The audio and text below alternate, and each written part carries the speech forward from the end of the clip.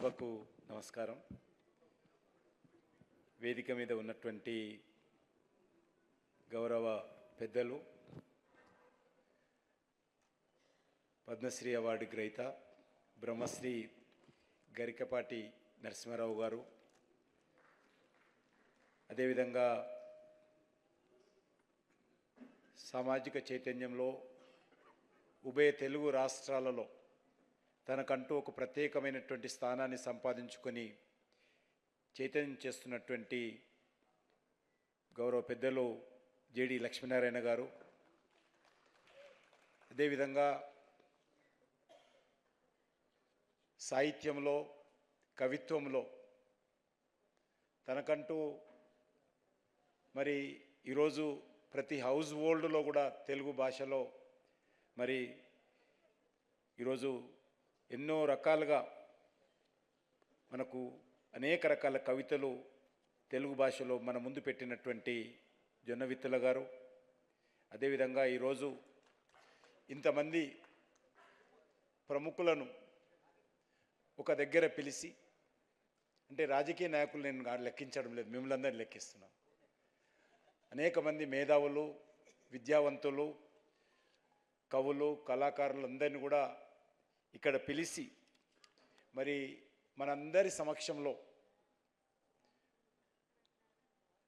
Brahmasri doctor Madugula నాగపని Sharma గారికి ఈరోజు గురు సత్కారం పేరుతో అవధాన శకపురుష అనే నూతన ఒక అవార్డును, వారికి అనేక రకాల అవార్డులు ఉన్నాయి, ప్రజలే ఆయనకు అనేక రకాల అవార్డులు ఇచ్చారు, సంస్థలు కాదు. కానీ ఈరోజు మన యొక్క దర్శనం మాసపత్రిక తరఫున ఈరోజు వారికి అవధాన శకపురుష అవార్డు ఏదైతే ఇచ్చారో, ఈ సందర్భంగా దానికి మరి దర్శనం శర్మ గారు ప్రధానంగా మనందరం వారిని మరి మారుమూల వెంకట శర్మ గారని మనం అందరం పిలుస్తూ ఉంటాం. ఈరోజు అనేక మంది ప్రముఖులు మాట్లాడారు. నేను ఒక సాధారణ వ్యక్తిని, రాజకీయాలలో నేను ఈరోజు కేంద్రమంత్రి అయినప్పటికీ కూడా ఒక సాధారణ వ్యక్తిని, ఒక మేధావిని కాదు, విద్యావంతుని కాదు, కవిని కాదు, కళాకారుని కాదు. కానీ ఈరోజు ఇంతమంది మేధావులు, విద్యావంతులు, కవులు మాట్లాడిన తర్వాత మరి మాట్లాడాలంటే ఎంత కష్టంగా ఉంటుందో మాలాంటి వాళ్ళకు మీకు అందరికీ అర్థం చేసుకుంటారు. ముఖ్యంగా గురువుగారు అయినటువంటి నాగపని శర్మ గారు అనేక సంవత్సరాల క్రితం నుంచి కూడా ఇంతకుముందు వారు చెప్పారు, వారంటే నాకు ఒక రకమైనటువంటి అభిమానము, వారంటే ఒక రకమైనటువంటి గౌరవము, వారంటే ఒక రకమైనటువంటి ఎప్పుడు కలవాలి వినాలనేది. ఎక్కడ సమావేశంలో కలిసినా కూడా నేను వారిని కోరేది ఉపన్యాసం కాదు, వారి గానంలో మరి వినాలని కోరుకుంటాను. వారికి తెలుసో లేదో నేను ఎప్పుడు అడుగుతూ ఉంటాను. ఎందుకంటే వారి ఒక సుమధురమైనటువంటి గణము, సుస్వరమైనటువంటి గానము, అదొక రకమైనటువంటి ప్రత్యేకత. ఈ రకమైనటువంటి గొంతు, ఈ రకమైనటువంటి స్పందన, ఈ రకమైనటువంటి గానము వెలుబుచ్చేటువంటి విధానము నేను ఇంకెవరిలో చూడలేదు. అనేక రకాలుగా ఒక్కొక్కరికి ప్రత్యేకత ఉంటుంది. ఒక నటుడు ఒక రకంగా ప్రత్యేకంగా నటిస్తాడు, ఒక రాజకీయ నాయకుడు ఒక రకంగా మాట్లాడతాడు, ఒక రకమైనటువంటి పరిపాలన అందిస్తాడు, ఒక కవి ఒక రకమైనటువంటి కవిత్వాలు మన ముందు పెడతాడు, అందులో రకమైనటువంటి కంటెంట్స్ ఉంటాయి. నాకు సంబంధించినంత వరకు నా కంటెంట్ నేను మరి నాగపని శర్మ గారిలో నేను కంటెంట్ చూడను, ఆ గొంతు మాత్రమే చూస్తాను. అద్భుతమైనటువంటి గొంతు, ఆ గొంతు ఎంతసేపు వినాలన్నా కూడా వినాలనిపించేటువంటిది. ఎందుకంటే మనిషి అన్నవాడు ఈ రకమైనటువంటి అది, అందులో నాగపని శర్మ గారి గొంతు అంటే భాషకు పరిమితం కాదు, అది ఏ భాష అయినా సరే, అది హిందీ భాష కావచ్చు, ఎవరైనా సరే, ఏ భాషకు సంబంధించిన వ్యక్తి అయినా సరే ఆయన వారి గొంతు వింటే కంపల్సరీ ఆగిపోతాడు. కాబట్టి నేను ఈ మధ్యలో వారిని ఎడ్యుకేషన్ మినిస్టర్ దగ్గర తీసుకెళ్ళాను, ధర్మేంద్ర ప్రధాన్ గారికి తీసుకెళ్ళాను. వారు నాకు అంతకుముందు వారిది ఒక కంటెంట్ నా దగ్గర ఉంది, వీడియో. ఆ గొంతు ఆయనకు వినిపించాను. అది విన్న తర్వాత, అది సంస్కృతంలో ఉంది, విన్న తర్వాత వారు డౌన్లోడ్ చేయించుకొని ఆయన అనేక సార్లు ఎప్పుడు ఒక్కడున్నప్పుడు కానీ, మరి ఏదైనా పూజ చేస్తున్నప్పుడు కానీ, వాళ్ళ ఇంట్లో కానీ అది పెట్టుకుంటున్నానని వారు చెప్పడం జరిగింది. కాబట్టి అద్భుతమైనటువంటి ఆ గొంతు ఏదైతున్నదో, మరి ఆ మధురమైనటువంటి గొంతు మనలా కట్టిపడేసేటువంటి అద్భుతమైనటువంటి శక్తి ఉంది. ఇంకొకటి విషయంలో వారు మరి ఎప్పుడు అవధానం చేసినప్పుడు కానీ వారు వచ్చేటువంటి కవిత్వం ఏదైతే మనసులో నుంచి వస్తుందో 2-3 రకాలుగా ఉంటాయి తప్పకుండా. ఒకటి ఆధ్యాత్మికమైనటువంటి భావన మనలో తీసుకొస్తుంది,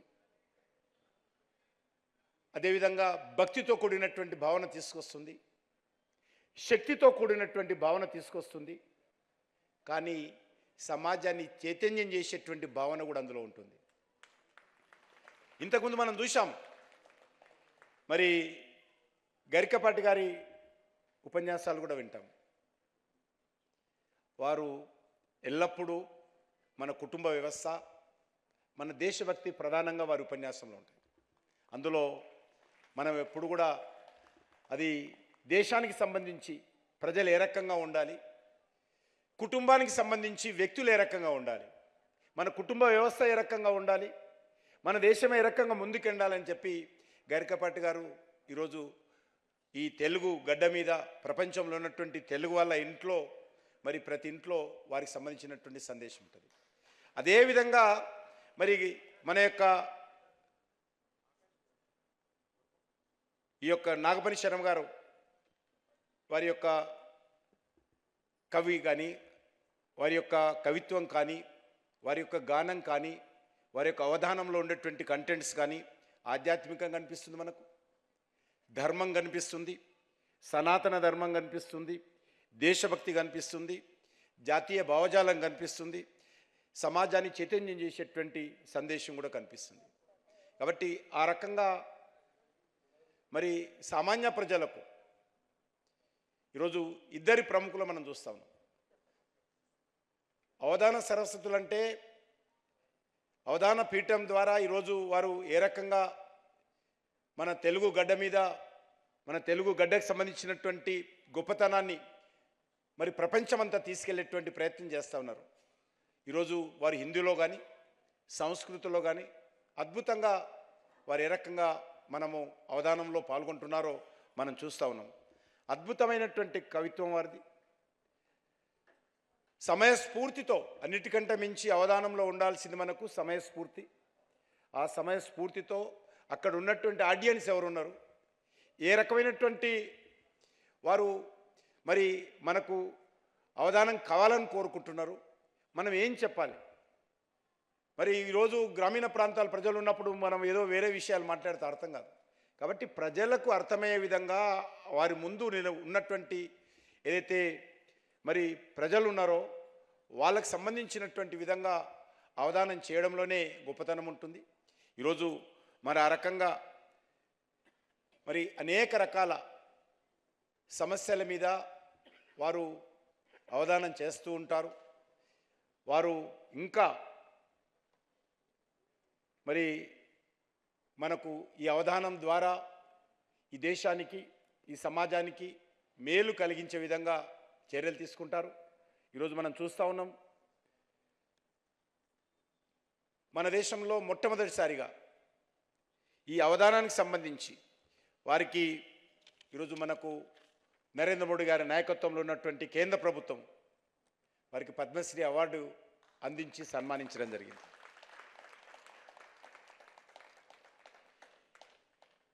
ఇంతకుముందు మన దర్శన శర్మ గారు మాట్లాడుతూ మరి ఈ సందర్భంగా మనము శృంగేరి శ్రీ శ్రీ శ్రీ జగద్గురులైనటువంటి శ్రీ శ్రీ విరిశేఖర భారత స్వాముల గారి యొక్క సందేశం కూడా, ఆశీస్సులు కూడా ఈరోజు వారు మన యొక్క పద్మశ్రీ, బ్రహ్మశ్రీ మాడుగుల నాగపరి శర్మ గారి యొక్క సన్మాన సభ సందర్భంగా వారు ఇచ్చిన విషయాన్ని మనం చూసాం.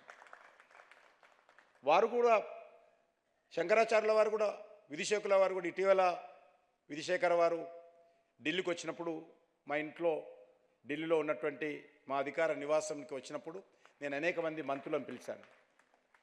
వారందులో సభలో మాట్లాడుతూ కూడా చెప్పారు, దేశం ఏ రకమైనటువంటి ఈరోజు చెప్పిన విషయాలు వారు చెప్పారు.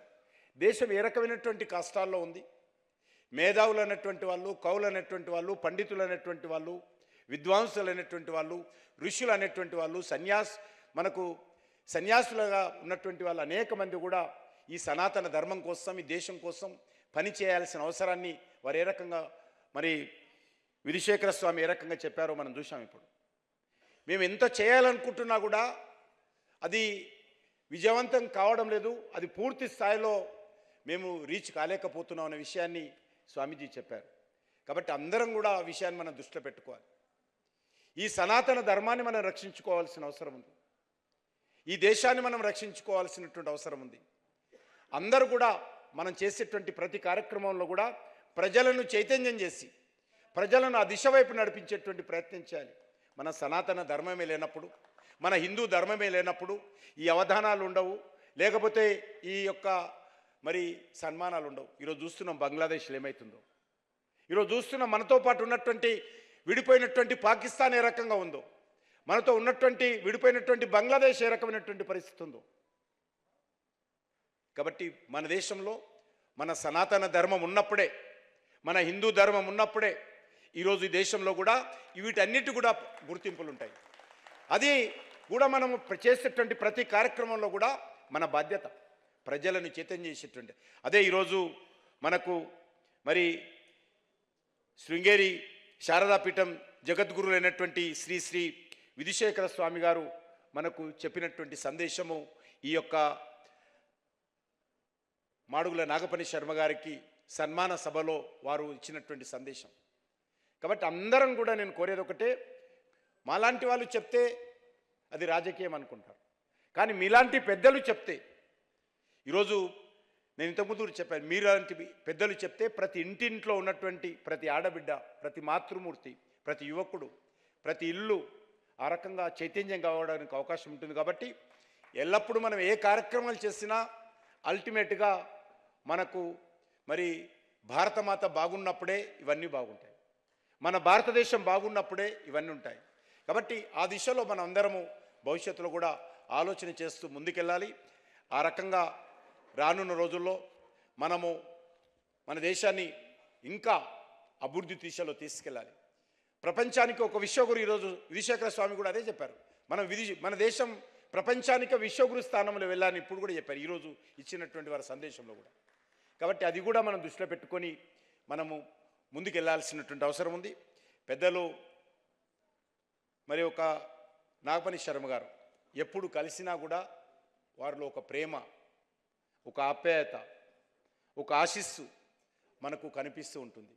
కాబట్టి వారు ఈరోజు మరి కేంద్ర ప్రభుత్వం తరఫున పద్మశ్రీ అవార్డుతో మరి సన్మానించడము నిజంగా నేను వ్యక్తిగతంగా నాకు ఎంతో సంతోషాన్ని కలిగించేటువంటి కార్యక్రమం అది. రాష్ట్రపతి చేతుల మీదుగా వారు తీసుకుంటున్నప్పుడు నేను అక్కడే ఉన్నాను, రాష్ట్రపతి భవన్లో. నిజంగా నాకు ఆ రోజు వచ్చినటువంటి సంతోషము, ఎందుకంటే వారు ఎప్పుడైతే బర్కత్పూర్లో అనేక సంవత్సరాల పాటు ఏ ఇంట్లో అయితే ప్రభుత్వ గృహంలో ఉండి ఈరోజు అవధానానికి సంబంధించినటువంటి కార్యక్రమంలో కీలక పాత్ర పోషించారో ఆ గలిలో నేను ఉంటాను. ఇప్పుడు అదే గలిలో ఉంటాను. రోజు ఉదయం వెళ్తున్నప్పుడు నాకు ఆ ఇంటి ముందు వెళ్తున్నప్పుడు సరిగ్గా ఆ ఇంటి ముందే వేరే దారి లేదు. ఆ ఇంటి నుంచి మా ఇంటి అపార్ట్మెంట్కి వెళ్తున్నప్పుడు వారి జ్ఞాపకం వస్తారు. అక్కడ అమ్మవారి సరస్వతి అమ్మవారి చిన్న మందిరం కట్టారు. నేను తప్పకుండా కారులో ఉన్నా కూడా సరస్వతి అమ్మవారి యొక్క దండను పెట్టుకుంటూ నాగపని శర్మ గారికి ఆశీస్సులు తీసుకుంటూ వెళ్తూ ఉంటాను, వస్తూ ఉంటాను. కాబట్టి ప్రతిరోజు నాకు జ్ఞాపకం వచ్చేటువంటి వ్యక్తి ఎవరైనా ఉన్నారంటే తప్పకుండా అనేక విషయాలతో పాటు పెద్దలు బ్రహ్మశ్రీ మరి అవధాన శకపురుష అయినటువంటి నాగపని సహస్ర శీర్ష అయినటువంటి మరి ఈరోజు అవధాన నాగపరి శర్మ గారు నాకు ప్రతిరోజు జ్ఞాపకం వస్తుంటారు. బర్కత్పురంలో నేను ఉంటాను, అపార్ట్మెంట్లో ఉంటాను. కాబట్టి ఆ రకంగా వారితో అనేక మంది, నాలాంటి అనేక మంది, ఎందుకంటే వెంకయ్యనాయుడు గారు చూస్తుంటాను ప్రతి కార్యక్రమంలో కూడా నాగపరి శర్మ గారు ఉండాలా, నాగపరి శర్మ గారు గొంతు వినాలా, నాగపరి శర్మ గారి ఆశీస్సులు తీసుకోవాలనేటువంటి ఆలోచన వారికి ఉంటుంది. ఈ రకంగా అనేక మంది నాకు తెలిసినటువంటి వాళ్ళు వారి అవధానం వినాలి, వాళ్ళ కవిత్వం వినాలి అనేటువంటి ఆలోచన ఉన్నటువంటి వ్యక్తులు చాలామంది ఉన్నారు. అందులో నేను ఒకడిని. కాబట్టి మీ పండితుల సమక్షంలో ఇంతకంటే ఎక్కువ మాట్లాడడం కూడా బాగుండదు. నేను మరొకసారి దర్శనం శర్మ గారిని మనస్ఫూర్తిగా అభినందిస్తున్నాను. ఒక మంచి కార్యక్రమం ఏర్పాటు చేసి ఒక మంచి వ్యక్తికి మరి ఈ రకంగా మరి సన్మానించి అందరం కలిసి కూర్చొని ఇంతసేపు మాట్లాడుకునేటువంటి అవకాశం కల్పించి మరి ఆ రకమైనటువంటి వ్యక్తి ఇక భవిష్యత్తులో మన దేశానికి, మన యొక్క తెలుగు భాషకు, మన అవధానానికి మరింతగా పేరు తీసుకొచ్చే విధంగా మరి వారు ఒక ఏ రకంగా కమిట్మెంటో మనకు తెలుసు.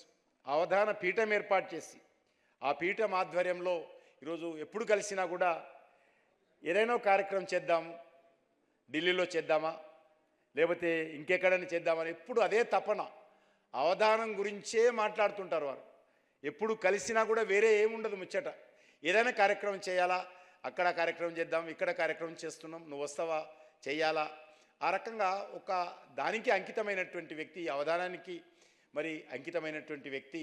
అనేక మంది అవధానానికి సంబంధించినటువంటి శిష్యులను ఒక వేదిక మీదకి పిలిచి ఈ కార్యక్రమాలు చాలా పెద్ద ఎత్తున జరగాలి, దీనికి ఉన్నటువంటి గొప్పతనాన్ని ఇంకా ప్రపంచానికి చాటి చెప్పాలి అనేటువంటి తపన వారిలో ఎప్పుడు ఉంటుంది.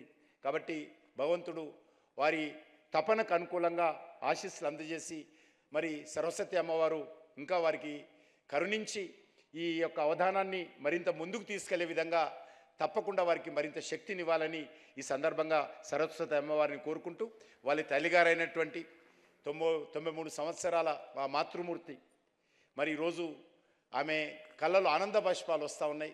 తప్పకుండా అమ్మవారి ఆశీస్సులు ఏ రకంగా ఉంటాయో వారి మాతృమూర్తి ఆశీస్సులు కూడా వారికి ఉన్నాయి. కాబట్టి మనము తప్పకుండా మన యొక్క కుటుంబ వ్యవస్థ పరిరక్షణ కోసం ఆధ్యాత్మిక భావనతో మనందరము ముందుకెళ్లాలని చెప్పి ఈ సందర్భంగా కోరుకుంటూ సెలవు తీసుకుంటున్నాను. ఏదైనా తప్పు మాట్లాడితే క్షమించాల్సిందిగా కోరుకుంటూ సెలవు తీసుకుంటున్నాను.